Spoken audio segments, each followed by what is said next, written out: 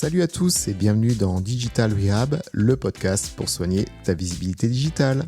Je m'appelle Jérôme et avec Digital Rehab, je vais décortiquer l'actu de la com digitale, analyser les meilleures pratiques des acteurs, te donner des tips et astuces pour progresser, seul ou accompagné, selon les semaines et les sujets.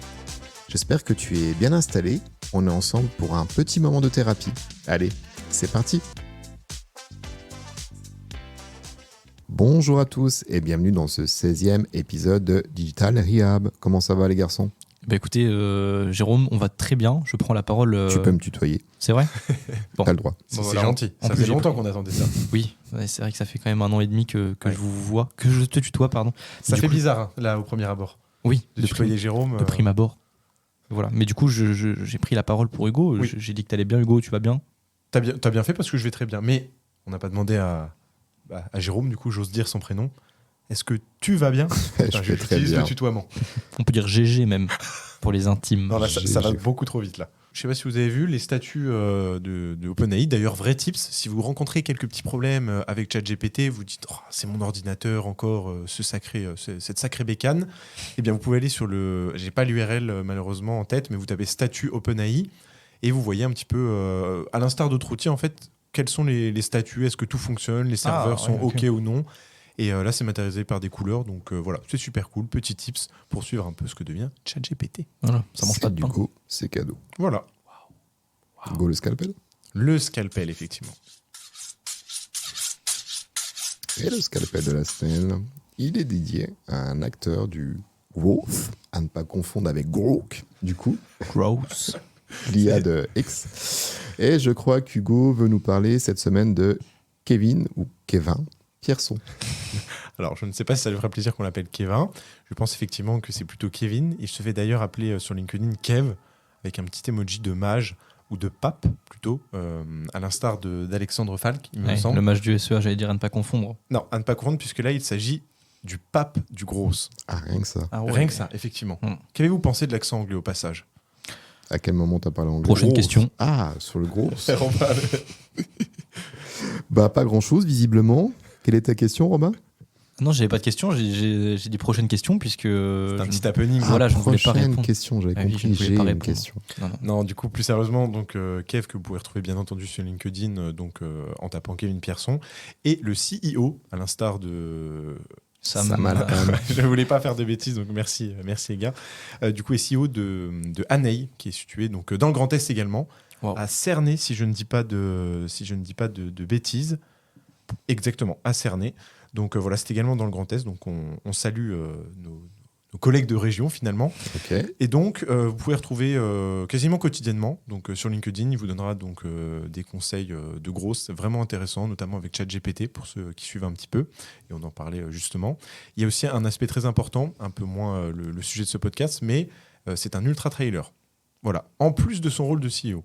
Wow. Donc voilà, moi je sais que j'aime beaucoup le personnage, pas forcément dans un premier temps pour l'Ultra Trail parce que je ne savais pas, mais quand j'ai découvert ça, voilà, ça m'a fait encore plus après ce personnage. Mais vraiment, voilà, des conseils au quotidien, ça doit être un CEO, mais on voit qu'il a vraiment cette casquette de multipreneur.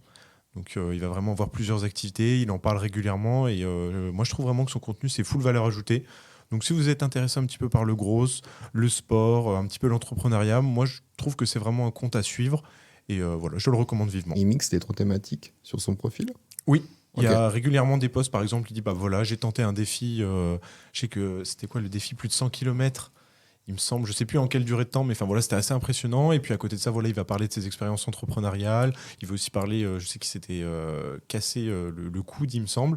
Il va en parler sur LinkedIn. Non, mais du coup, c'est hyper authentique et je trouve ça vraiment intéressant. Donc voilà, en plus, il poste assez régulièrement. Donc voilà, je tenais à partager cette semaine. Monsieur Pierson. Très bien. Et si tu devais décrire le growth pour nos auditeurs, je te pose une colle ou pas ? Ah non, pas du tout, puisque... tu es toi-même un growth hacker ? Je me qualifierais pas ainsi, puisque j'utilise effectivement un autoclicker. Et là, c'est vrai que voilà, je me sens un petit peu gros hacker, mais bon, je n'ai pas la prétention pour le moment de l'être. Mais le growth, du coup, si je traduis littéralement, c'est la croissance. Et hacking, on va dire que c'est l'art de... Je vais dire pirater, mais je sais pas si ça se traduit comme ça. Ouais, c'est genre hacker la croissance. Hacker la croissance, trouver des petits tips pour... Des tips, des conseils, des manières détournées un petit peu d'aller plus vite pour augmenter votre croissance. Donc ça se matérialise, j'allais dire, on peut prendre l'exemple du SEO avec par exemple les grey hats, les black hats. Ça c'est vraiment voilà, avec des techniques pour aller un peu plus vite quoi finalement. Très bien. Parce que c'est quand même quelque chose qui détermine le growth. À mon niveau, je pense que c'est des micro-actions sur lesquelles tu vas avoir des micro-tests et des résultats très rapides. Et tu vas prendre une décision tout aussi rapide. En fait, c'est complètement éloigné d'une stratégie moyen-long terme avec un déploiement progressif. Tu testes, ça marche, c'est cool, ça marche pas, tu laisses tomber, tu pars sur autre chose. Donc c'est un petit peu une technique, alors pas agile parce qu'agile en elle-même est une technique, mais c'est une certaine agilité dans ta réflexion quant à l'optimisation de la stratégie de ta boîte en fait.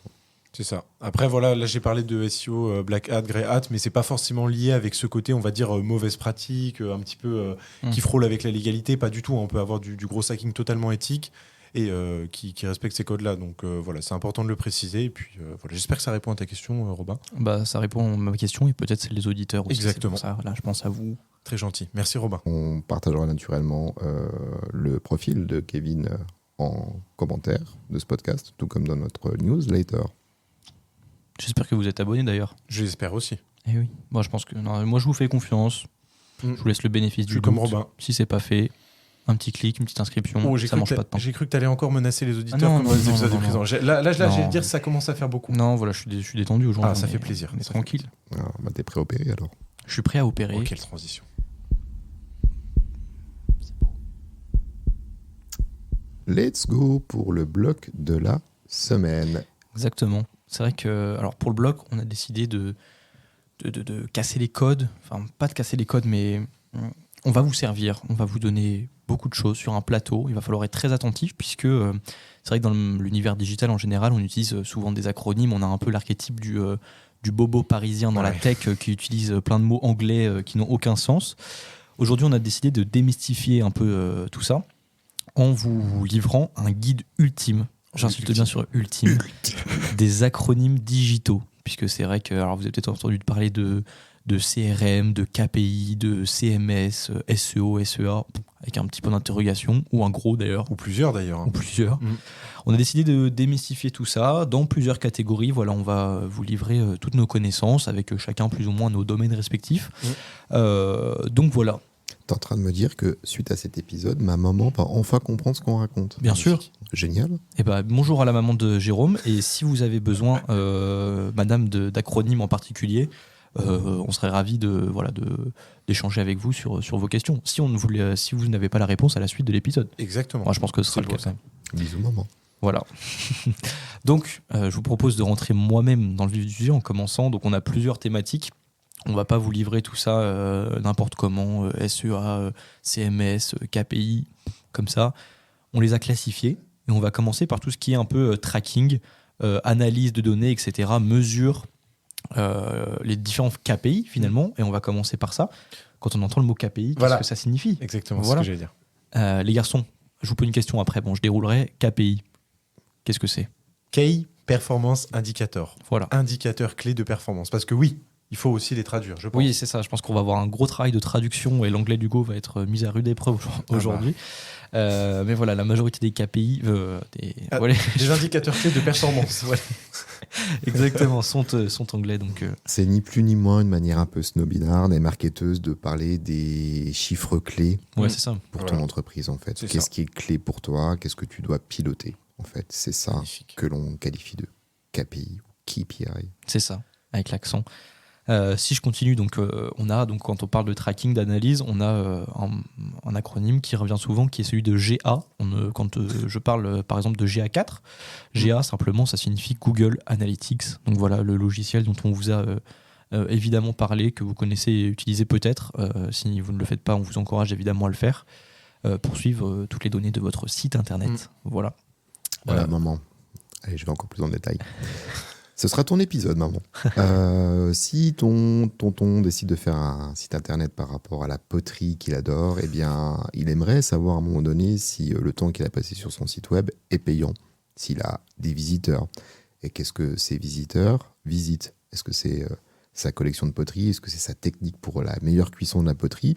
Bref, Google Analytics, c'est tout simplement un moyen de savoir ce que font les visiteurs d'un site internet. Exactement. Ça se base sur plein de KPI justement, mais voilà, GA pour Google Analytics. Magnifique. Si j'enchaîne ensuite avec le CTR, donc là, pas besoin d'accent anglais ou quoi que ce soit, mais il faut quand même le traduire. CTR. C'est CTR, Non, mais tu peux dire. Voilà, merci. qui signifie Click-Through Rate. Wow. Donc c'est le taux de clic qui est par exemple utilisé. Vous retrouvez par exemple sur vos campagnes Google Ads, qui n'est en fait ni plus ni moins que le ratio entre le nombre de fois où par exemple votre site va s'afficher sur les moteurs de recherche, Google par exemple, et le nombre de clics qu'il va enregistrer. Parce que en général on fait une recherche sur internet, on voit les 3 premiers résultats, globalement au maximum on va dire la première page, mais votre site s'affiche aussi en 2, 3, 4e page, et donc il s'affiche, mais combien de fois il est cliqué, et justement c'est ça simplement le CTR, combien de fois il est cliqué par rapport au nombre de fois où il s'est affiché. Fois 100, car c'est un taux. Oui, voilà, effectivement. Je me permets. Pour les mathématiciens en herbe, que je ne suis pas. Donc voilà, de quoi est-ce qu'on peut parler d'autre, de ROI, c'est quelque chose aussi, messieurs, on entend régulièrement dans un business. Voilà, moi, je fais du ROI. Qu'est-ce que c'est? Le ROI, c'est le Return on Investment. Et c'est le retour sur investissement. Voilà, moi, pareil, je prends souvent l'exemple des campagnes Google Ads, mais ça peut être autre chose. On va partir sur Meta cette fois. Je lance des campagnes sur Meta. J'investis un budget. Est-ce que ces campagnes me rapportent de l'argent ou pas? Parce que ça se trouve, je vais me dépenser 500 € en budget publicitaire et finalement, derrière, je vais en gagner 200. Voilà, le ROI, en l'occurrence, n'est pas forcément là. Ton taux de rentabilité. Voilà, c'est le taux de rentabilité. Et on peut même aller plus loin en rajoutant un petit A. Oui. Alors, et en enlevant le I du coup. Voilà. Et en remettant un S. Le truc n'a pas de sens. Ça n'a aucun sens. Mais on parle aussi de ROAS. Alors peut-être à voir quand on parle de... Ça peut aller également dans la partie un peu acquisition. Mais alors, pour Return on Ad Spend. Ouais. Donc le retour sur les dépenses publicitaires. Donc là, ça va encore plus dans mon exemple des campagnes Meta. En gros, j'investis globalement pour 1 € dépensé, combien me reviennent? Voilà, ça c'est un indicateur qu'on peut retrouver également sur Meta, Google, etc. Donc voilà, si j'investis 1 €, combien me reviennent? S'il y a 50 centimes qui reviennent, vous comprenez vite qu'il y a de la perte. Si vous dépensez 1 € mais que vous avez un ROAS du coup de 3, c'est-à-dire que vous dépensez 1 €, vous en récoltez 3. Donc le but étant évidemment de maximiser ce ROAS. Donc ROAS en français? Le retour sur les dépenses publicitaires, je l'ai dit. Magnifique. Excuse-moi. Oui. Je te présente mes excuses. Non, mais voilà. Allez, on enchaîne. Encore peut-être 1 ou 2 pour ne pas vous perdre. On a celui-là, on dit peut-être un peu moins en anglais, mais le CR, donc le conversion rate, donc le taux de conversion. Là, je me ridiculise un peu avec l'accent anglais. Non, ça va. Mais le taux de conversion, c'est pareil, c'est assez simple. Sur le nombre de visiteurs de votre site internet, combien convertissent. Donc la conversion, c'est à vous de la définir. Si c'est un site e-commerce, la conversion, souvent, ça va être l'achat, simplement. Si vous attendez des demandes de devis, voilà, vous êtes plombier, on fait une demande de devis sur votre site, ça peut être indiqué comme conversion. En fait, une conversion, pour vous rappeler, c'est donc un événement majeur et important de votre site internet. Donc voilà, le but étant également de le maximiser, ce taux de conversion. Okay. Donc voilà. Okay. Et j'ai dit un petit dernier. Donc j'enchaîne, là c'est vrai que je débite quand même. On peut parler également de taux de rebond, donc en anglais le bounce rate. Est-ce que c'est un rapport quelconque avec un bâton sauteur? Ça n'a aucun rapport. Aucun rapport, je rassure nos auditeurs. Désolé Hugo, mais ça n'a aucun rapport. Non mais c'est bien de le savoir, c'est bien de le savoir. Et donc pour expliquer simplement le taux de rebond, c'est... Ah oui, j'avais pas compris, rebond, bateau sauteur. Oui, c'est ça. C'était pas très... Voilà. Non mais voilà. T'as bien fait de me dire que ça n'avait aucun rapport. Voilà, je suis un peu long à la détente aujourd'hui. Mais du coup, taux de rebond, combien de personnes viennent sur votre site et repartent immédiatement sans avoir effectué aucune action, sans avoir cliqué, interagi, scrollé sur votre site internet. Voilà, je cherche un fleuriste. Donc, vas-y, excuse-moi. C'est vrai qu'on donne tout le temps cet exemple de fleuriste. Oui, mais je cherche, je tape fleuriste Paris. Je clique sur un site, je ne sais pas pourquoi le fleuriste qu'on me propose est de Nantes. Il s'est mal référencé. Il s'est mal référencé, il aurait dû faire appel à nous. Évidemment. Donc je vois fleuriste à Nantes, ça ne m'intéresse pas, donc je retourne directement en arrière pour continuer mes recherches. Là, c'est ce qu'on appelle c'est le taux de rebond, quoi, simplement. la personne rebondit sur votre site internet, quoi. Donc, Finalement. plus il est élevé, moins c'est une bonne métrique. C'est ça. En gros, si vous avez un taux de rebond de 80%, ça veut dire que 80% des personnes qui viennent sur votre site internet repartent immédiatement. Donc, clairement, pas top. Messieurs, si je vous passe un peu le flambeau, de quoi est-ce que vous nous parlez on va parler peut-être d'indicateurs d'email, site internet, acquisition. Si vous voulez, je vous propose une petite partie emailing. Voilà. Allez. C'est la maison qui régale, donc on peut faire un petit point très rapidement. C'est tout ce qu'on va entendre dans tout ce qui est newsletter, tout ce qui est mailing. En fait, c'est dès lors que vous allez recevoir un mail tout simplement dans votre boîte de réception, peu importe ce que vous utilisez, même si vous utilisez Gmail, Outlook par exemple. Alors du coup, on a en premier lieu le CTA. Donc le CTA, qu'est-ce que c'est ? C'est le Call to Action. Donc là, j'en parle dans le cadre de l'emailing, mais ça peut très bien s'adapter dans le format acquisition, trafic, et même un petit peu dans l'analyse de données. Donc Call to Action, appel à l'action, ça peut se matérialiser par un bouton, un lien. C'est tout ce qui va avoir pour objectif de faire réaliser à l'utilisateur une action. Peu importe laquelle elle va être. Ça va être, par exemple, là, dans le cas de nos campagnes d'emailing, ça va être, par exemple, le fait de faire sortir l'utilisateur de votre newsletter, par exemple, vers votre site internet, tout simplement. Exactement, avec un petit bouton, par exemple. Exactement. Après, donc on avait le CTR, mais là, on en a déjà parlé, donc le click-through rate, le taux de clic. Donc, Robin en a parlé précédemment. On a l'ESP. Alors là, attention. On avait dit qu'on en reparlerait. Voilà, c'est pour ça. Oui. Est-ce que tu veux en parler d'abord de l'ESP ? Je parle pas du tout dans le cadre de l'emailing, Robin. En aucun cas. Non, écoute, à ce moment-là, on fera appel à ta voiture complètement défaillante pour en parler dans le prochain Je ne épisode. possède pas d'ESP. C'est vrai ? Je ne sais pas. Si t'as Je n'ai pas la possibilité de la désactiver, tout du moins. Bon, ça Mais est-ce que je t'empêchera peux de dire faire des bêtises. juste la signification de l'acronyme, s'il te plaît ? Par rapport aux voitures ou Exactement, l'emailing par rapport aux voitures, oui.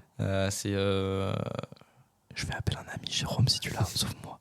Attends, SP Le ESP. c'est le système de protection, enfin de la stabilisation électronique de ton véhicule. Donc voilà, Ok. après, vous faites Electronic comme vous voulez. Stabilization. Voilà. Ok. Et du coup, dans le cadre de l'emailing, on est sur Email Service Provider, donc le fournisseur de services email, tout simplement. On va dire, ça va être l'outil que vous allez utiliser, comme par exemple Brevo, du coup anciennement Sendinblue, on a Mailjet, on en a tant d'autres, et c'est votre outil qui va vous fournir les mails. À ne pas confondre avec les FAI, qui sont les fournisseurs d'accès Internet. Et vous allez dire, mais ça n'a aucun rapport avec les mails. Et du coup, rassurez-vous, vous n'êtes peut-être pas rassuré que je vous parle de ça. Mais en tout cas, ça, il joue quand même un rôle. Par exemple, vous savez, on a ces fameuses adresses qui se terminent par @orange.com, toutes ces choses-là. Eh bien, ils vont jouer un rôle puisqu'ils vont bloquer ou nuire à votre réputation si vous faites n'importe quoi, notamment. Ils vont bannir un petit peu votre IP, lui donner, par exemple, une certaine image, lui dire, c'est cette IP, ils font n'importe quoi, donc on va les bannir de toutes nos adresses @orange.com. Voilà, petit aparté sympa sur les FAI, qui sont les fournisseurs d'accès Internet. Ensuite, on a les DNR, donc les Do Not Resend, tout simplement à ne pas renvoyer, par exemple, dans le cas vous savez, vous envoyez un email à quelqu'un, donc il va cliquer sur le lien, le call to action. Du coup, c'est pas du tout un appel à l'action qu'on conseille de mettre vraiment en avant, mais il va cliquer sur ce fameux bouton se désinscrire. Et donc, du coup, il ne faudra pas lui renvoyer. Ça va être catégorisé de la sorte. Et donc, du coup, j'en profite au passage pour dire, ne mettez pas votre lien de désinscription blanc sur blanc. Ça, c'est une très mauvaise pratique et vous pouvez être sanctionné par la CNIL. Après, c'est vrai qu'il vaut mieux le mettre sur blanc que de ne pas le mettre. Mais si vous le mettez, faites-le correctement. Voilà, ceci étant dit, du coup, petit aparté sur les couleurs, on va du coup reprendre sur l'OER. Rien à voir avec l'ORL. Voilà, si vous aviez éventuellement confondu. Pas du tout. Je pense qu'avec tout ça, tu peux te demander si tu as des problèmes d'audition. Effectivement. Du coup, ça correspond donc à l'Open Email Rate. Donc le taux d'ouverture des mails, tout simplement, donc qui est calculé sur le nombre de mails que vous allez envoyer, sur le nombre de mails qui sont ouverts fois 100, puisque c'est un taux. Ensuite, on a l'A/B testing ou test AB. Je sais que si vous vous souvenez bien, si vous avez la mémoire assez performante, Robin en avait déjà parlé sur un épisode avec Google Optimize. Donc tout simplement, pour revenir un petit peu dessus, c'est la possibilité en fait de faire deux versions, là en l'occurrence de votre newsletter, dans laquelle vous allez mettre par exemple un objet plutôt qu'un autre. Et c'est ce qu'on appelle un test AB, tout simplement. Une version A, une version B, et on voit laquelle va générer par exemple le meilleur taux de clic, le meilleur taux d'ouverture, tout simplement. Ok. Voilà un petit peu pour l'emailing. Bon, on est bien là, on commence à avoir une bonne liste, c'est mais vrai, c'est pas fini, rassurez-vous, puisque je crois que Jérôme veut nous donner quelques acronymes digitaux Il en connaît un rayon en plus. relatifs au site internet. Oui, effectivement. Parce que dans le domaine du site internet, alors je reprends toujours l'exemple, tu vois, à un moment, tu veux faire un site web, tu ne sais pas le faire, tu vas faire appel une agence, à un freelance, et puis il va commencer à te parler de CMS, d'LP, d'UX, de DNS, de trucs. Et toi, tu vas lui dire, tu me casses les pieds, je comprends rien. Je vais t'aider. Donc, déjà, ton site internet. Pour le construire, tout comme un maçon construire une maison, tu as besoin de ce qu'on appelle un CMS. Donc, le CMS, en anglais, c'est le Content Management System ou le système de gestion de contenu. Alors, je te dis que c'est nécessaire parce qu'un artisan a besoin d'outils pour construire, et le CMS est clairement un outil qui te permet de construire ton site internet. Si tu es développeur, tu peux faire abstraction de ça et le créer toi-même, ton propre outil, avec du full code. Mais pour la majorité des personnes ayant créé un site web de leurs propres mains, naturellement, on n'a pas tous des techniques et des compétences en termes de développement, donc on utilise un CMS. Le CMS que les gens connaissent le plus et qui est le plus utilisé sera probablement WordPress, qui est à la base basé sur le blogging, donc la rédaction d'articles, mais au final, tu as des CMS qui ont tous leurs spécificités. Tu en as qui seront spécialisés dans le commerce en ligne. On pourrait citer Shopify. Tu en as qui sont spécialisés dans les choses très visuelles, très graphiques, pour les designers, pour les artistes. Et là, je vais penser à Webflow, qui est très pratique pour animer tout ça. Et un CMS peut, en plus, recevoir en surcouche ce qu'on appelle un builder. Donc là, en français, c'est un constructeur, mais bon, c'est pas lié à la fonctionnalité du builder. C'est-à-dire que au sein de WordPress, si tu veux du visuel et que tu dis ouais, Webflow, on en a parlé, mais Webflow, je ne connais pas et j'ai pas forcément de temps à louer à réappréhender un nouvel outil. Un builder tel que Divi ou Elementor, qui est très très très souvent utilisé dans la création de sites, te permettra de faciliter les choses avec du glisser-déposer et de faire beaucoup plus de visuel. Voilà pour ce qu'est un CMS. Très clair. À ne pas confondre avec un CRM. Je voulais le faire. En plus. Exactement. Mais là, on n'est plus vraiment dans le site web, vu que le CRM, c'est en fait un logiciel de gestion de clients. Exactement. Gestion clientèle. Customer Relationship Management. Incroyable. Et bon, il faut des clients. Mais avant d'avoir des clients, il faut que tu fasses ton site. Et quand tu vas vouloir faire ton site, ton agence ou ton freelance il va dire qu'est-ce que vous voulez en LP ou en landing page, page d'atterrissage si tu veux. Parce que tu as ton site internet, tu vas penser à ce qu'on appelle la page d'accueil, la première que tu as quand tu tapes lestartinesdecéline.com. Pour autant, quand tu vas commencer à communiquer sur les réseaux sociaux, tu vas peut-être vouloir faire une offre promotionnelle pour Halloween, tu vois. Voilà, en l'occurrence, tu laisseras tomber le citron, tu partiras sur la citrouille. Et tu vas proposer des belles tartes aux citrouilles. Du coup, tu vas à cet effet créer une page d'atterrissage qui met en avant ta belle tarte aux citrouilles avec une belle offre promotionnelle pour Halloween avec le code Michael Jackson, je sais pas. Ok, pourquoi pas. On va loin. Mais voilà, une digression pour t'expliquer tout simplement ce qu'est une page d'atterrissage en fait. C'est souvent utilisé par exemple si... Alors, non, vous allez dire que ça y est, Google Ads encore une fois, mais vous mettez en place une campagne Google Ads pour promouvoir cette offre promotionnelle. Vous pouvez donc faire une page dédiée à cette offre. Et en plus, ça peut vous permettre de l'optimiser à 100% pour la conversion, simplement. L'offre promotionnelle, vous voulez vendre 100 tartes à la citrouille.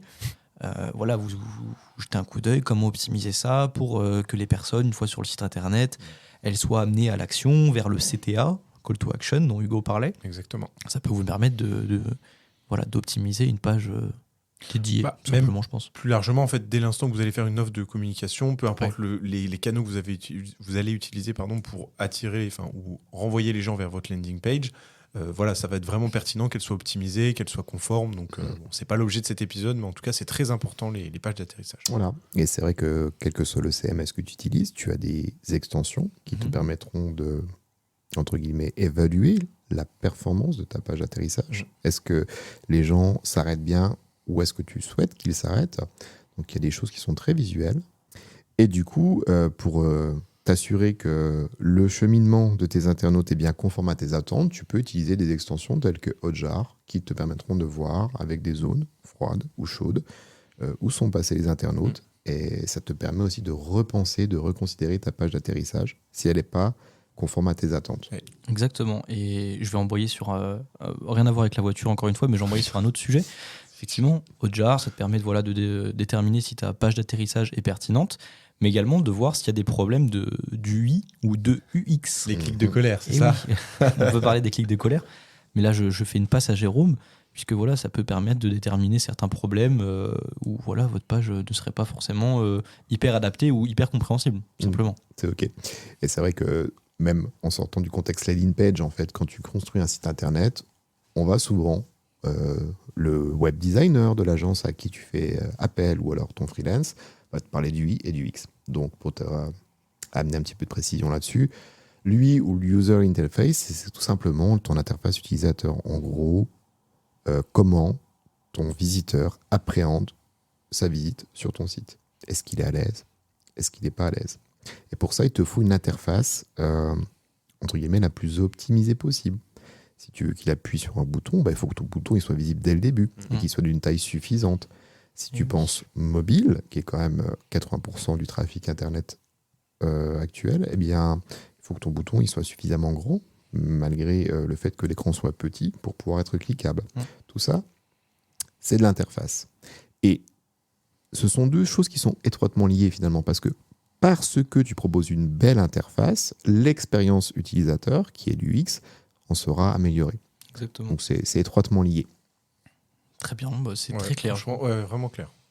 Un petit dernier pour la route? Allez, DNS. DNS. Oh, Domain Name System. voilà. Alors, quand tu vas commander ton site internet, si tu ne choisis pas de DNS ou de nom de domaine, finalement, tu vas inviter les gens à se rendre à 157.54.37.truc.com. Autrement dit, personne n'arrivera à retenir l'adresse de ton site internet. En fait, un DNS, c'est ni plus ni moins qu'une suite de caractères. Donc, en fait, voilà, les tartes au citron de Céline qui vont se substituer à une suite de caractères qui est l'adresse IP de ton site internet. Donc, en faisant encore plus simple, c'est pour rendre l'accès à ton site beaucoup plus simple et beaucoup plus identifiable. Exactement. Amazon, c'est un nom de domaine. Voilà. Et non 137.168. Avec une extension .com ou .fr. Exactement. .fr. Ça peut également... Les extensions, tu peux choisir celle qui te semble la plus pertinente et puis aussi en fonction de la disponibilité de ce domaine-là. Il y a un Parce vrai que marché sur ça. Il y a peut-être déjà les tartes aux Céline, les tartes au citron de Céline.biz ou .tarte, tu vois. .tarte, oui. Et que finalement, tu vas devoir en trouver un autre plus pertinent ou moins pertinent, mais disponible. Merci beaucoup pour toutes ces précisions. J'espère que nos auditeurs auront pris quelques notes. Je l'espère. Et il me semble bon d'embrayer encore une fois sur le dernier thème, qui est celui de tout ce qui est de l'acquisition finalement. L'acquisition en ligne, elle peut être payante, elle peut être naturelle, elle peut être beaucoup d'autres choses. Mais aujourd'hui, on va survoler un petit peu tout ça. Et on va commencer par dans le vif du sujet avec des termes que je pense, nous du moins on en a déjà traité, j'espère que vous nous avez entendu évidemment. Le premier qui serait celui du SEA, SEA en anglais, qu'on traduirait en anglais encore une fois par Search Engine Advertising, qui est ni plus ni moins que la publicité en fait sur les moteurs de recherche. Donc moteurs de recherche principaux qui sont Google, Bing et d'autres. Je l'attendais, le et d'autres. Et vu qu'on est vraiment dans la vulgarisation dans l'anglais, j'ai vraiment envie de te reprendre sur le engine. Un moteur en anglais, c'est engine. Ah, très bien. Ok. Bon, ouais, c'est hyper intéressant. Et voilà. Dédicace à Madame Jean-Claude, ma prof d'anglais de 5e. Engine. Mais du coup, Search Engine Advertising, la publicité sur les moteurs de recherche, Google, Bing, qui sont les principaux. Et en fait, c'est simplement les annonces sponsorisées, en fait, les résultats qui sont sponsorisés, que vous retrouvez donc sur ces moteurs de recherche, qui sont donc possibles grâce à Google Ads, Bing Ads, etc. Sur les autres moteurs de recherche, je ne sais même pas. Go Ads. Ouais, je ne sais même pas si c'est possible. Oui. C'est vrai ? Je sais même pas s'ils font de la publicité. Je sais pas. C'est une bonne question. Ensuite, passons, pareil, SEO, Search Engine Optimization, donc l'optimisation pour le moteur de recherche. Donc là, on est vraiment sur de l'optimisation des résultats naturels. Donc en fait, ça peut se matérialiser par dans j'ai hiérarchie de blog, même pas forcément. En fait, c'est tout simplement les résultats naturels qui ne comportent pas, en l'occurrence, d'annonces sponsorisées sur les pages de recherche. Que vous pouvez trouver. Donc, effectivement, je parlais des articles de blog. Il y a plein de manières d'optimiser son SEO. C'est l'épisode avec Paul Vengeon. Ouais, clairement, c'est je dirais un cœur de métier en fait à part entière. Bien Il y a sûr. clairement des personnes qui sont full time dessus. Et les enjeux, tout comme le SEA d'ailleurs, peuvent être gros. Il y a beaucoup à jouer. Et c'est, voilà, comme je disais, un travail clairement à plein temps qui nécessite beaucoup de travail. Exactement. Voilà, en fait, C'est pas. si tu mets pas d'argent pour faire de la pub sur ton site internet, tu as 3 piliers à travailler via le SEO. C'est ton pilier technique, donc de l'optimisation de site, ton Exact. pilier contenu, avec la récurrence en apport de contenu, et le pilier, Crédibilité, Autorité, popularité, Oui. avec l'histoire des backlinks. c'est ça, exactement. T'avais un autre terme? non, c'est très bien comme ça. Nous sommes complémentaires. Donc, un troisième petit terme, petit acronyme que j'apporte, qui est celui de SEM, Search Engine Marketing. Ok. En gros, c'est le marketing sur les moteurs de recherche. Ok. Donc, on a parlé de SEO, SEA, ça rentre dedans. SEO plus SEA Oui, ça égale comprend, SEM. ça comprend les C'est deux. C'est ça, Ok. c'est ça, exactement. Ça vous fait un peu de rappel de mathématiques, voilà. SEA Super, plus super. SEO égale SEM. C'est magnifique. Voilà. On peut parler, petite dédicace à Jérôme, de SMM, Social Media Marketing, qui est donc le marketing sur les réseaux sociaux, sur les médias sociaux de manière générale. Et si on rajoute un A, SMMA. tu peux en parler, Robin? Du coup, en anglais, ce serait Social Media Marketing Agency, donc une agence de médias sociaux, littéralement. Ouais, littéralement. Du coup, pour revenir sur le SMM, Pardon. merci de l'aparté, Hugo. Mais globalement, c'est le marketing sur les réseaux sociaux. Jérôme, peut-être 2-3 mots à toucher là-dessus. Même pas forcément, si. Non, mais après, tu as beaucoup de choses forcément dans le market des réseaux sociaux. Tu as plusieurs piliers, encore une fois. Tu as le contenu, tu as la partie ads qui est aussi présente dans les réseaux, Ouais. tu as une partie stratégie, globale. Enfin bref, c'est tellement vaste qu'on va pas pouvoir détailler le sujet juste en évoquant l'acronyme. Mais Ouais. Bon, on va pas s'éterniser. Encore deux petits derniers comme ça. Voilà, je ne retiens pas plus longtemps. j'enlève ma tarte au citron. moi. Ah oui, c'est. bien sûr. Maintenant que t'en as parlé. Passons désormais au CPA. Celui-là, je pense que vous l'avez peut-être déjà toutes et tous rencontré, qui est le Cost Per Acquisition, donc Ok. le coût par acquisition. Donc en gros, voilà, vous générez des prospects sur votre site internet. Combien ça vous coûte d'acquérir un prospect, simplement. Donc par exemple, pour donner un exemple concret, vous êtes toujours ce même plombier. Dédicace à ce plombier, un jour, il va falloir qu'on le rémunère parce qu'on le cite beaucoup trop. Et donc vous avez besoin de prospects, de leads en anglais. Si, admettons, une intervention de plomberie vous rapporte 100 €, vous faites des campagnes Facebook et donc acquérir un prospect, donc générer un prospect via les campagnes Facebook, ça vous coûte 50 €.